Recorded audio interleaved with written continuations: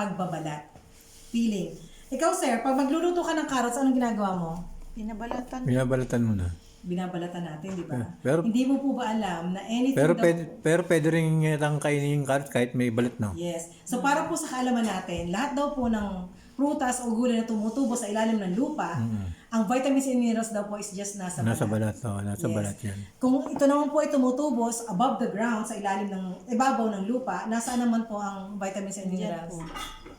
Nasa loob. Ito, yung Ang ano, nasa pinaka- gitna. Sa gitna. pinakagitna. Alam niyo po ba na isang core ng cabbage po is katumbas po ng isang football field Pero yung ng lettuce? pero minsan yung nasa gitna Tigas. tinatanggal din Tinatapon. Huwag tinatanggal na eh. po tanggalin. Alam niyo na Tinatapon, ngayon. oo. Kasi nandun po ang vitamins and minerals. So ituloy po muna natin dito. Pwedeng makuhanan siya. Opo, yan. Pinapainit yung no? Pinapainit muna natin, di ba? Pag nagluluto ka, pinapainit mo muna yung kaldero. Oh, yung Kunwari, mantika, Kung may yung mantika, Mm. pinapainit mo, di ba? Kailangan mainit bago Kailangan isa mo lang. yun, para sigurado, ito, para masigurado natin na mainit siya, yun. Dancing water, siguradong mainit na yan. Sigurado yan. Tsaka kanina pa siya, oo. So, bago natin ilagay ang ating chicken, tingnan mo yung chicken natin, ha? Tinanggal pa yung balat. Walang asin, wala kahit anong condiment. O, isasalang natin dito. Ayan. Walang mantika, walang asin, walang kahit anong condiment.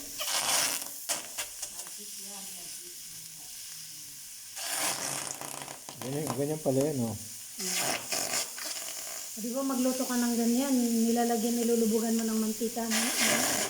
Ako, konti lang kasi may mantika na yung manok na yun eh. Kahit konti lang, may mantika naman yung manok. Pero ngayon, napapanood ko. Pero kailangan bumili ka ng ganyan, no? Siguro. 100% walang mantika. Ama, Oh, sir. Gagamitin mo siya as oven, rice cooker, pressure cooker, turbo broiler, yan, slow cooker, kailangan nakasara. Ngayon kung gusto mo mag-grill, mag-ihaw, mag-shabu-shabu, kailangan nakabukas. Ilang minuto bago Mamaya, buksan. sabihin ko, sir. Tapos ngayon, dahil tayo magpa-fry, gusto natin ng medyo malutong, kailangan naka-crack open.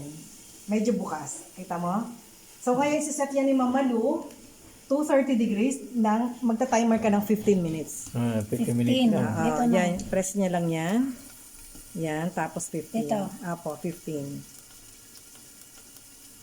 Tapos pagkatapos niyan, babalik na rin lang siya for another 10 minutes. 10 minutes, 10 Oo, minutes. yan, di ba? So, halimbawa may ginagawa ka, sir, di ba? Iwanan mo lang siya. Kasi mamamatay lang naman siya ng cage. Yung isang core ng cabbage is katumbas ng isang football field ng lettuce. Ang lettuce po, alam natin, is napakasustansya. Imagine niyo, sir. Okay. Pero kailangan hugasan maigi, no? Kasi Yes, ito medyo po madumi mga eh. ito, wag po Madumi kayo yung- mag-alala ha. Kasi ito po mga ito is binabad po muna namin sa baking soda for 10 minutes. Tapos saka po siya binanlawan. So, wag po mag-alala, hindi naman po, safe pa rin po sa ating Ito, stomach. binabad nyo muna sa Opo. baking Kasi soda. syempre tinanggal natin, hindi na natin tatanggalin ang balat, di ba? So, ang isa pa pong kalaban ng nutrition, kaya nawawala, ay ang tubig. Imagine mo, sir, ma'am, binalatan mo na, hinugasan mo pa, ay ang karamihan po sa vitamins and sa vitamins is water soluble. So, water leaches out the goodness from the fruits or from the vegetable. Okay? So, tandaan po natin to ha, kasi mamaya mag-test tayo. Pag nabawasan ng color, ang vitamins ang naapektuhan. Nawawala. Pag nabawasan ng lasa, minerals ang nawawala. Okay? Tandaan po natin yan mamaya ha. Ang isa pa po, pag nagluluto po tayo, pinakamatigas ilalagay, sarado. Yung hanggang sa pinakamalambot, di ba? Yun po palang kagad ganun, open, close. Tawag po doon oxidation. Kaya pala, ang bango-bango ng niluluto mo, ganyan. So, nawawala na rin po pala yung vitamins. Kaya po sinasabi ng experts na dapat magluluto tayo sa airtight na container, katulad po nito. Kaya mapapansin nyo mamaya sa pansit, paglagay po natin, lagay lahat, sarado. Bubuksan lang natin mampag, hahaluin na natin, kakainin na. So, walang vitamins, hindi napunta sa ere. Okay? Yun pa po, isa pa po is ang high heat. Pag daw po napakataas ng temperature, namamatay na si vitamins and minerals. So si Salad Buster po is only offering you 86 to 87 degrees Celsius, which is yung po yung acceptable temperature. Enough to cook our food, enough to kill the bacteria, and enough to maintain the vitamins and minerals. Kung mapapansin niyo po, bakit 230 ito? Yan po equivalent lang sa 87 degrees Celsius. This is just a number. Okay po? So, kaya sabi po nung isa na guest namin, ay di mag-air fryer na lang ako kasi wala yung oil. Sabi namin, sir, okay lang po. Pero sir, high heat yun eh. Di ba? So, ibig sabihin, wala nang vitamins and minerals yung Hindi pa rin healthy, ganun. Yes, ganun. opo. Plus, meron pa yung aluminum, which is mamaya makikita ninyo. Ano ba yung aluminum na sinasabi ni Lisa? Anong meron dyan? Mamaya malaman niyo po. So, ibig sabihin yung pag-steam, pag-microwave, roasting, yan po yung mga high heat. So, ibig sabihin, it's a no-no. Okay? Unhealthy way na po yun. Ngayon po, tanungin namin kayo, sino po nangangailangan ng oil sa pagluluto? Sino nangangailangan ng oil? I mean, tayo ba? Ang lutuan ba? O yung pagkain? Yung pagkain, pwede rin. Pagkain. Ay, bakit ito? Hindi tayo nangangailangan. Itong ano? Depende yata sa lutuan na gamit sa mga mo. ordinary cookware, yes. Or, pwede rin tayo kasi nakasarayan mo na, di ba? So, sir, pag ikaw magsasana side up sa umaga, okay na po ba to? Tama na ba yun? Ayoko niya, mas onti pa. Kasi Kakaunti? O takot na ako sa maraming ano eh. Okay. So, ngayon, sabihin natin, ikaw ay magdi-deep fry, mag-fried chicken. Yeah, Tama na po ba to sa lunch? Tama na yan. Bali, inikot-ikot ko lang. Pag ganyang Chicken. kakonti. Oh. Very good. So, tapos magsusutay ka, magigisa ka ng gulay sa gabi. Okay na ba to sa isang araw? Sa isang araw na konsumo. Ito. Ako kasi pag nagluluto ako ng may mantika na hindi pa nauubos, parang ginagamit ko pa rin eh. Ginagamit ulit Tinatabi ko natin. siya eh. Yun, unhealthy na yung lalo. Di ba? Ikaw sir, pag maghuhugas ka nito, hugasan mo to, saan mo to ilalagay? Saan mo to hinuhugasan? I mean, saan mo tatapon? Sa ano, ilalagay ko sa plastic. Very good. Kasi pero yung karamihan kasi, Hindi karamihan, pwede ilagay sa ano, sa anong mangyayari? magkakaroon ng sebo sa ano, tapos magbabara. Yes.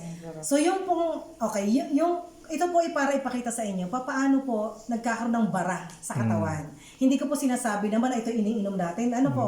Ganon So din. sa bawat kain natin na may mga oil, yung pagkain, na-extract yun, napupunta siya sa ugat. Yung ugat yung mga- nag-represent ng pipeline, water pipeline, dun sa sink natin. Yung mga sebo. Kaya, Yes, di ba and later dito, on- sebo di ba meron minsan dito? Correct. Kaya later on po magkaklag yan.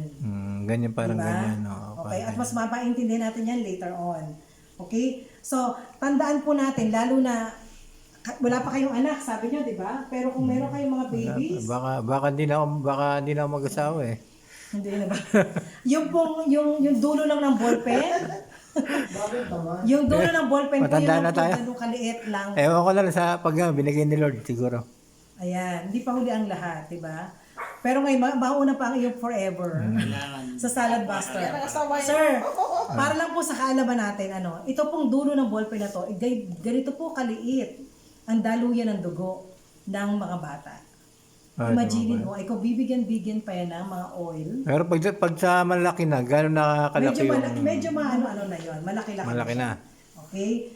So, naranasan nyo na po ba na kumain kayo ng madami, pero after 2 hours, gutom pa rin kayo? Ako, pag kumakain ako ng unti lang, kasi uminom mo ng vitamin eh. Minsan, ayoko nang kumain ng ano, hindi na nakakaisip na kumain. Pero noon, naranasan mo ba? Ikaw ma'am, Sarah, naranasan mo na yan. Kumain ka ng marami. Pero Ako, after 1 or 2 hours, 3 hours, gutom ka na ulit? Ito na ulit, pwede din ganun. Dati, Pag ganun naranasan daw ko. po kasi, ibig sabihin yung nakain mong pagkain is hindi niya na-meet yung requirements, yung required na vitamins and minerals ng katawan. So, ibig sabihin, hindi ganun ka-healthy yung ating nakain. So, kaya magsisend siya ng signal sa brain na kailangan mo ng vitamins and minerals. Ngayon, ang na-interpret naman natin is, kasi nga ang vitamins and minerals is nanggagaling sa food, so na-interpret mo na, gutom na ako. Okay, so yun po yun. So ngayon, dahil gutom ka na at talagang as in, kung ano lang yung makita mo, instead na Okay. sana banana Kakainin yan, mo na lang. or apple, baka mamaya instant kung ano ang makita mo. Mga noodles. No, yes, so hindi pa rin healthy. Ganun Diba? makasama sa bahay. Ayun, ma'am. Kaya dapat sabihan mo sila. Eto sir, para mas maintindihan lang po natin. Nung maliit pa po, mga bata pa, 0 to 6 years old, ganito pa po ang ugat. Napakaganda pa. Kaya kahit po yung mga bata magtatalon, hindi sila hinihingal. Kasi ang dugo po natin, diyan po nanggagaling oxygen sa hemoglobin. Yung pula ng dugo. Kaya pala yung mga may dialysis, no? Kasi nga, masyado na siyang maliit. Maliit na. So, ngayon, pag 6 to 24 years old, ganyan, simula na binibigyan ng nanay, ng tatay, ng lola, ng mga fatty foods. Nagkakaroon ng build-up. Pag ganito po, yan, nagsisimula ng sumisikip na. Kasi imagine niyo po yung daluyan ng dugo, yan lang. Ang liit lang. So, ibig sabihin ko, konti na yung oxygen na daladala niya. Okay? So, pag ganyan na po, hirap ka ng huminga. Malamang, magkakaroon ka na dyan ng stent. Ito, mga open heart surgery na to. Swerte po natin kung makakarating tayo sa ER niyan. Di ba, sir? Sino po ang responsable sa mga bata? Yung magulang. Okay, sino po ang responsable? So, sino pa ang breadwinner ng pamilya? Tayo. Mga anak, Di ba? So, sino naman ang magpoprotekta sa inyo? pamilya. Ayan, tayo din. Kayo din, di ba? So, ngayon po, hindi po natin alam nangyayari sa katawan natin. So, totoo lang, di ba? So, kung papipiliin po kayo, yung taas ba o yung baba? Sa akin, yung Gusto taas. ko yung sa taas kasi Siyempre. ano pa yung dugo. Taas muna Diba? kasi marami pa tayong gagampanan. Correct. Tandaan po natin, prevention is better than cure. And prevention is cheaper than cure. Dami pa maasa. Diba? So ngayon, ito po yung, tandaan niyo yung kaninang, yung carrot test, ito. Tandaan niyo yan ha. Yung sinabi ko kanina, na pag nagbago ang kulay, ito. Vitamin. Tingnan muna natin. Pag nagbago yung flavor, mineral. Oo. Pag ito, na yung number 1. Nawala, sa ulado ko na. Yan. Pero pag tinanong mamaya, Ikaw magano? O sige. Para mo ano.